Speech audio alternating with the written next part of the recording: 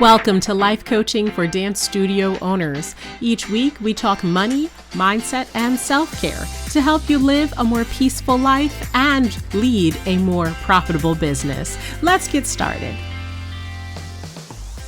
All right, everybody. Today, I am sharing the top 6 best decisions that I have made in the first 45 days of the new year. Now, this episode is coming out after the 45 days have passed and from the beginning of the year, but I still feel like it's important to share because for me, when you take a moment to reflect on the good decisions you've made, you will find that there's wisdom and understanding that comes with it. And I'll tell you what I mean by that. If we always focus on improving, and getting better and better, bigger and bigger, more and more money, more customers, then it's easy to lose sight of what we have done well, what we have done that works for us, what we have done that brings us happiness or peace. And that's what we're all about on the podcast. Finding your peace and getting to the profit. So, my top 6 things that I have done that I think are the best decisions I've made to date in the new year. So, number 6, it's super simple. It's setting goals. Setting goals is something that we all do from time to time, but if we don't get specific, we've heard of the SMART goals, right? Specific, measurable, attainable, if we don't do those things, we're not fully making a goal that is going to take traction.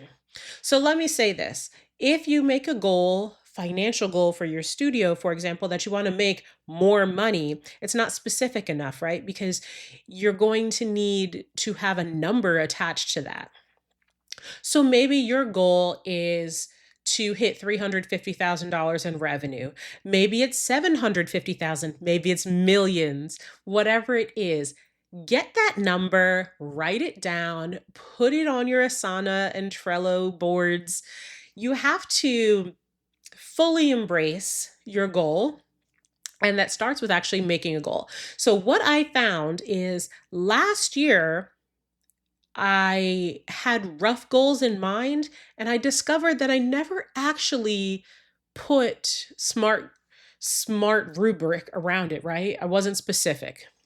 I didn't have like this is what I'm doing, right? I didn't even share it with my staff. And I think for me, it was kind of an eye opener. Now, I had things that happened in my personal life where things didn't always just go as planned. I will say that. And so, yeah, I had some months where things got off track. So the things I normally would have done in January didn't happen. And the effect of not setting a goal, like you can still get to where you want to be without setting a goal. You can still make the goal, even if you haven't said it out loud, but it is so much more powerful when you embrace and actually get specific, look at your data and write down specific goals. So that was number 6. Number 5 is having my leadership team meeting. In the beginning of the year, having a meeting with my leadership team of my studio. That's my director of operations, my artistic director for the dance company, the person who is our business operations manager, who's the front desk person, the person who's in charge of camp and student productions, and then my manager of student advancement, and of course, myself. We got together and we talked about departmental goals. So see how my goals made a big difference in my life, in the business. Now we're talking about breaking that down to having departmental goals. And I had to do the same exercise with my staff about explaining what it's like to have a SMART goal. And for them, like some of the things that we're saying, they weren't timely. That's the T in SMART, right? Like if you can't tie a date or a due time when it's due, when it's going to happen by, then that goal will go on and on and on and never get satisfied because you didn't assign an actual date. Make it timely, right? You also need to make sure your goals are realistic. Like someone said, "Oh, like we want to um create this new thing," and it wasn't realistic for where we're at right now. And it's not that it can't happen and it won't be a realistic down the line, but right now it's not realistic, right? Is it attainable?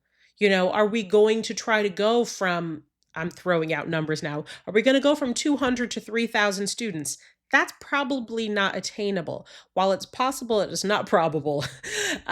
So I had to do this exercise with the leadership team. They did the goal setting. The other thing that was great is we just shared like what's going on, like share one good thing that's going well with you. And people shared stuff that had nothing to do with dance, nothing to do with the studio. Somebody's buying a house. Um, Somebody else decided they're going to go back to college. Like there's so many great things. And when you take the time to be personable and care about what's going on with your staff, it goes a long way. People will think twice and have special consideration for the boss that actually cares and knows their spouse's name. They know about their child or their dog. They care that they want to go back to college. They care that they're buying a house, right?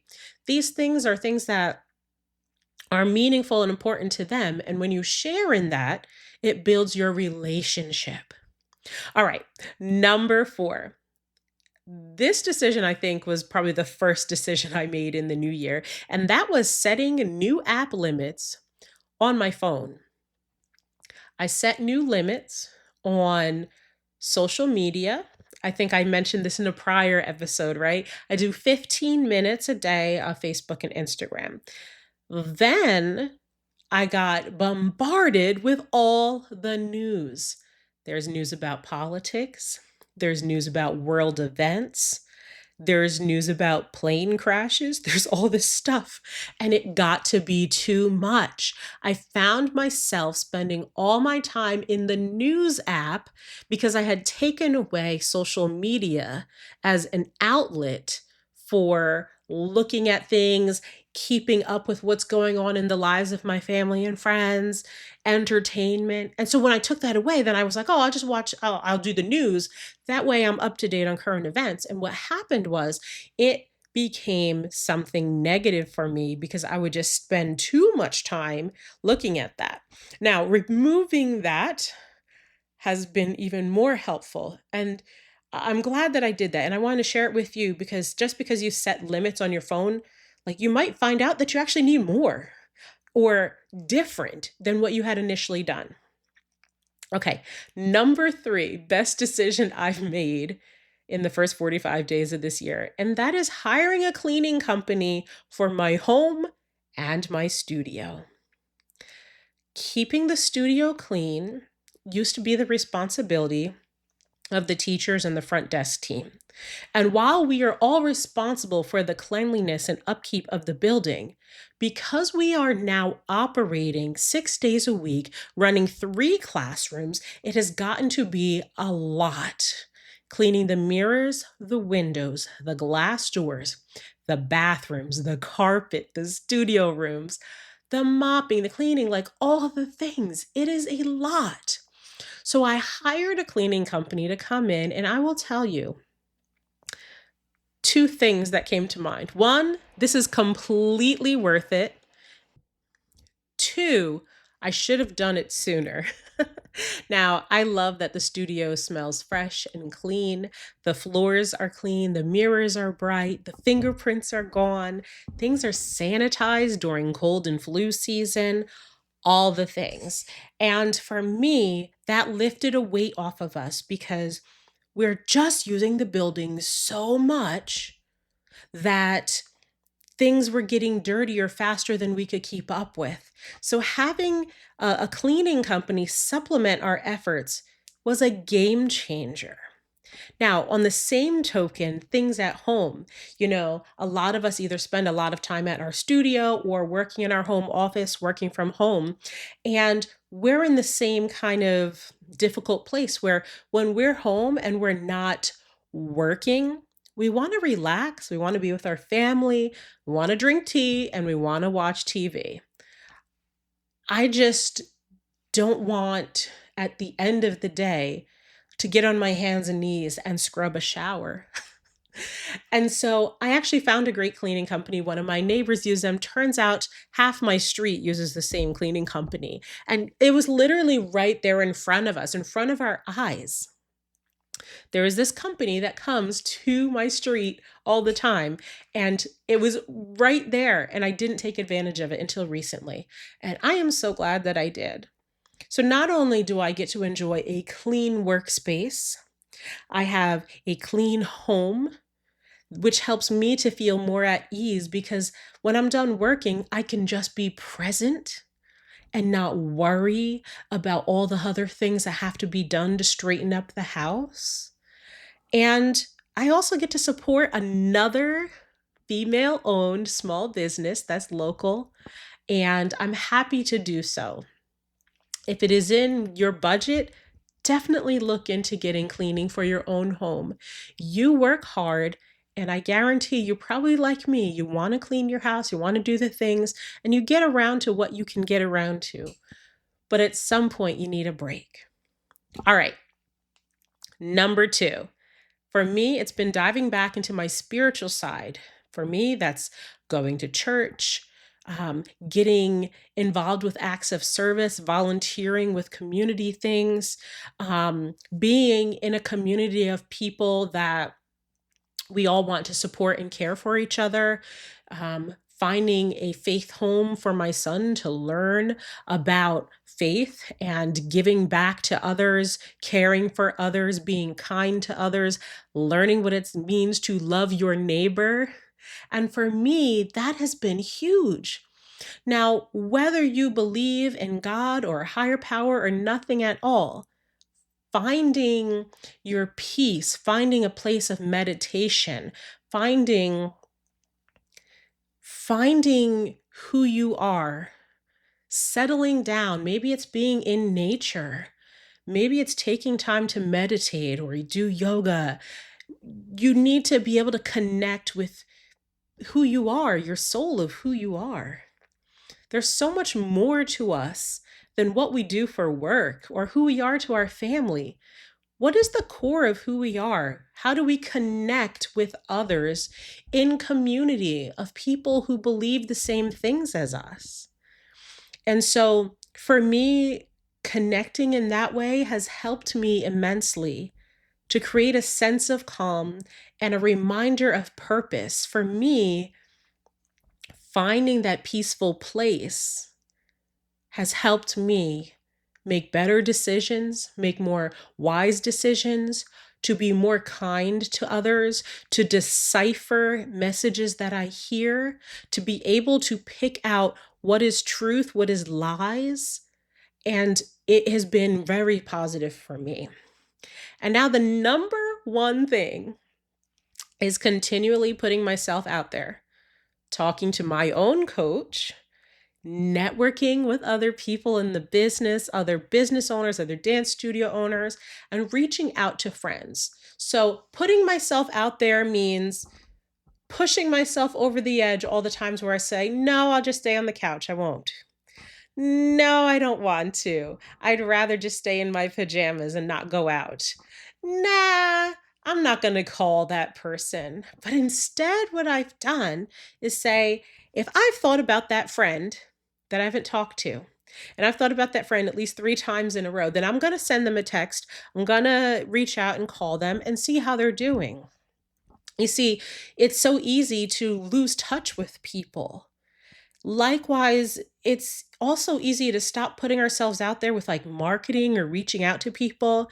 Like, how many people are on your email list for your studio that you just stopped writing to because they haven't responded, right? You stop putting yourself out there, stop asking, stop sending them information because we're just like, I don't want to bother them. I don't want to. But you never actually know where they might be and what it is that they're thinking or where they're at in their life and when they're ready to buy from you.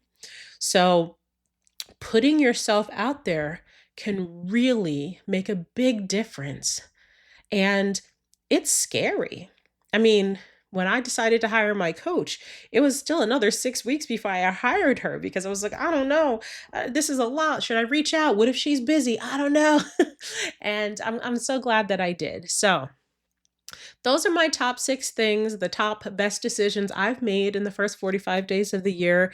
I hope that it gives you some inspiration, some hope, and I think that it would be great for you to write it down, um, and not write down my list, but write down what were the top decisions that you've made in the beginning of the year. What are the best decisions that you have made so far this year? Take a moment to recognize what those things are. Write them down so that you don't forget and you don't lose sight of that perspective that you not only make good decisions, you make good decisions that yield great results, right? The power is within each of us. So I encourage you to write your own list of your top things, and I will see you next time. Hey there, if you're finding value in our podcast and want to dive deeper, I'd love to work with you through my coaching program. Together, we can tackle the challenges of running a dance studio and find your path to peace and profits as a business owner. Visit gingerhaithcox.com/coaching and get started today.